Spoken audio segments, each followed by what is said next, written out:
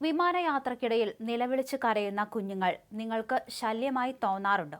എങ്കിൽ അത്തരത്തിലുള്ളവരുടെ അടുത്തിരിക്കുന്നത് എങ്ങനെ ഒഴിവാക്കാമെന്നതിനെക്കുറിച്ച് വിദഗ്ധർ പറയുന്നത് ഇങ്ങനെയാണ്. ഒഴിവുകാല യാത്രയിലും മറ്റും ആളുകൾ അധിക തുക ചെലവഴിക്കേണ്ടി വരുന്നത് ഒഴിവാക്കാൻ സഹായിക്കുന്ന ചീപ്പ് ഡീൽസ് എവേ എന്ന കമ്പനിയുടെ കോ ഡയറക്ടർ ആയ ഡോൺ മോർവുഡ് പറയുന്നത് ആളുകൾക്ക് അവരുടെ സീറ്റുകൾ തിരഞ്ഞെടുക്കാൻ അവർ കരുതുന്നതിലും കൂടുതൽ സ്വാതന്ത്ര്യവും അവകാശവും ഉണ്ടെന്നാണ്.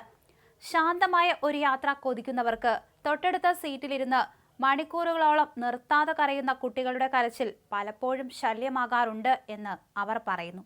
ഇത് പലപ്പോഴും ക്ഷീണിതരായ യാത്രക്കാരെ വിശ്രമിക്കാൻ അനുവദിക്കില്ല.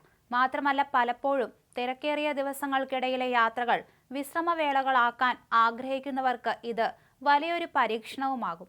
ഇവിടെ നേരായ മാർഗത്തിൽ കൂടി തന്നെ വിമാനത്തിനകത്തെ ഏറെ ബഹളങ്ങൾ ഇല്ലാത്ത ശാന്തമായ ഒരു സീറ്റ് ഉറപ്പാക്കാൻ നിങ്ങൾക്ക് കഴിയുമെന്ന് ഇവർ പറയുന്നു. അതിൽ ആദ്യത്തേത് ബൾക്ക് ഹെഡ് സീറ്റുകൾ ഒഴിവാക്കുക എന്നതാണ്. സാധാരണയായി മുൻനിരയിലുള്ള ഈ സീറ്റുകളിലായിരിക്കും കുട്ടികൾക്കുള്ള കിടക്കകൾ വയ്ക്കുക. അതുകൊണ്ട് തന്നെ കുട്ടികളുമൊത്ത് യാത്ര ചെയ്യുന്ന കുടുംബങ്ങൾ ഏറ്റവും അധികം താല്പര്യപ്പെടുന്നത് ഈ സീറ്റുകളിലായിരിക്കും. ഒട്ടുമിക്ക വിമാന കമ്പനികളും ബുക്കിംഗ് സമയത്തു തന്നെ വിശദമായ സീറ്റ് മാപ്പുകൾ കാണിക്കും.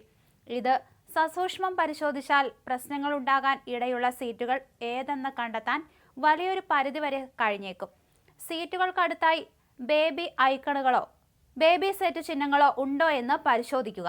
ഉണ്ടെങ്കിൽ അവ നിങ്ങൾക്ക് നൽകുന്ന മുന്നറിയിപ്പായി കണക്കാക്കുക.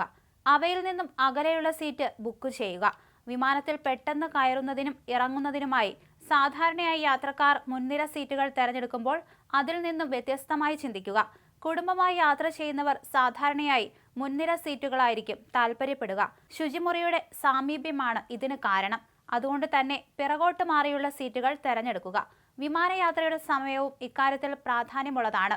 രാത്രിയേറെ വൈകിയുള്ളതോ അല്ലെങ്കിൽ അതിരാവിലെയുള്ളതോ ആയ വിമാനങ്ങളിൽ സാധാരണ കുട്ടികളുമായി എത്തുന്നവർ ഉണ്ടാകാറില്ല. ഇതും നിങ്ങൾക്ക് പരിഗണിക്കാവുന്നതാണ്.